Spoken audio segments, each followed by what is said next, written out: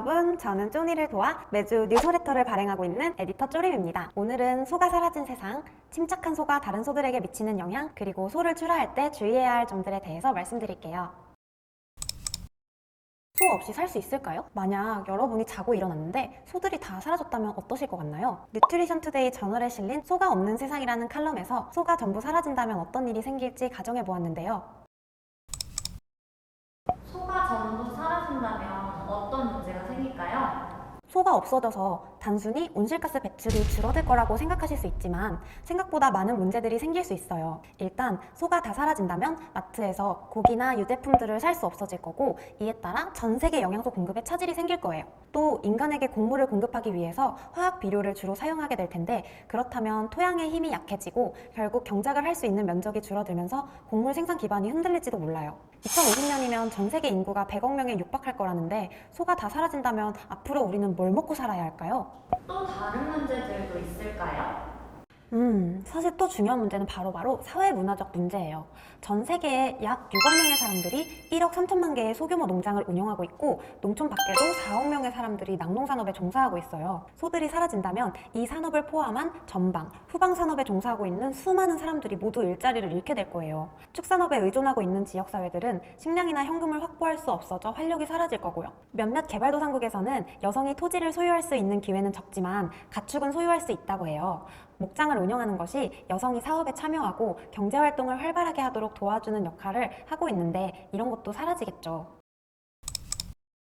소고기를 위한 변론에서도 언급된 것처럼 소가 방목되는 땅은 탄소를 격리할 수 있는 능력이 있고, 소의 분변도 거름이 되어 탄소를 격리할 수 있는 원료가 될 수 있어요. 또한 육종과 개량을 통해 환경 부담을 줄이면서 가축을 기를 수 있도록 다양한 연구들도 수행되고 있고요.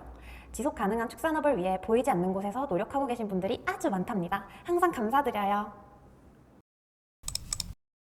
소들은 굉장히 겁이 많은 동물 중 하나인데요. 최근 스웨덴 농업과학대학교에서 발표한 연구 결과에 따르면 소들의 마음을 진정시켜주고 두려움을 적게 만드는 소가 있다고 해요. 바로 침착한 소. 침착한 소는 어떤 소일까요? 네, 지금 말씀드리는 침착한 소는 외부 자극에 의연하고 삶의 경험이 많은 소들을 말해요. 말 그대로 침착한 소들이죠. 소들은 평소에는 대부분 평온한 상태로 있지만 갑자기 소리가 나거나 갑자기 새로운 물건이 생기거나 이렇게 외부 자극이 생기면 경계심이 생기고 두려움을 느끼게 돼요. 그래서 보통의 소들이 침착한 소들과 함께 있으면 어떨지 실험을 해보았어요.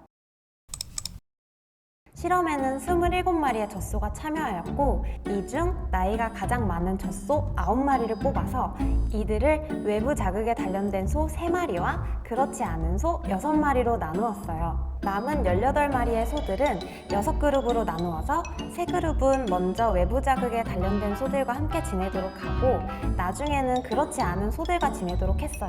나머지 3그룹은 반대로 덜 침착한 소들과 있다가 나중에 침착한 소들과 함께 있도록 했고요. 소들이 실험 공간을 지내면서는 두려움을 느낄 만한 자극을 줬는데요. 이 자극은 빨간 그리고 노란 우산을 갑자기 폈다가 접었다 반복하는 자극이었어요. 이렇게 자극을 주면서 심박수와 사료 섭취 재개 시간을 측정했어요. 결과는 어땠나요? 침착한 소들과 함께 있었던 소들은 두려운 자극이 있었을 때 심박수도 빠르게 떨어지고 사료를 다시 섭취하는 데까지도 짧은 시간이 걸렸어요.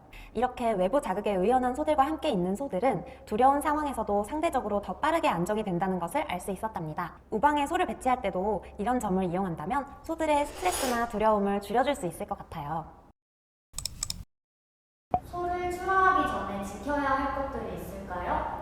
네, 소를 출하할 때도 등급 판정에 영향을 미칠 수 있는 요소들이 있어요. 또한 도축이 원활하게 진행되기 위해서 사전에 지켜야 할 것들도 있고요. 세 번째로는 사람들이 소를 출하할 때 종종 간과할 수 있는 부분에 대해서 이야기해 볼게요. 먼저 소를 수송할 때 환경이 수송차 안으로 변하면서 소에게 스트레스가 생길 수 있어요.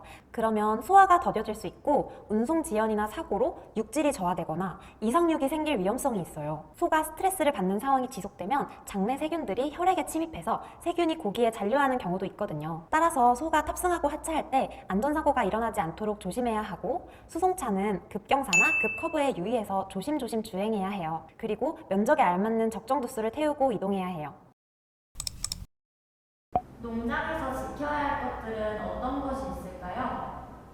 크게 세 가지가 있는데요. 먼저 사료의 잔여물과 분변으로 고기가 오염되지 않도록 절식을 해야 해요. 절식을 하면 사료비를 아끼고 육질 저하를 방지하고 폐기물 처리 비용을 줄이는 등의 경제적인 효과도 있다고 하니까 절식 시간을 꼭 지켜야겠어요. 한우협회에서는 최소 16시간 이상 24시간 내외로 절식을 하는 것을 권장하고 있어요. 두 번째로는 의약품 사용인데요. 출하 전인데 갑자기 아파서 약을 사용해야 한다면 조심해야 해요. 항생제뿐만 아니라 구충제와 같은 약도 휴약기간이 정해져 있거든요. 약을 복용하기 전에는 휴약기간을 꼭 확인하세요. 만약 사육 과정에서 주사침이 근육에 잔류되었거나 잔류의 우려가 있을 때도 처리장에 접수할 때 미리 신고해야 해요. 마지막으로는 감염병 예방을 위해 결핵병과 브루셀라병에 대한 검사를 해야 하는데요. 보통 거세하지 않은 숫소나 암소는 브루셀라병 검사를 해야 하고 거세우는 필요에 따라 실시한다고 해요. 결핵병은 다들 해야 하고요. 지역마다 기준이 조금씩 다르기도 하고 농장 간 이동이나 우시장에 소를 내놓을 때도 기준이 달라진다고 하니까 자세한 사항은 지역 축협에 문의하시면 좋을 것 같아요. 생각보다 출하할 때도 신경 써야 할 부분이 많은데 이런 부분은 간과하는 경우가 많죠. 열심히 키웠는데 혹시 나중에 문제가 생기면 속상하니까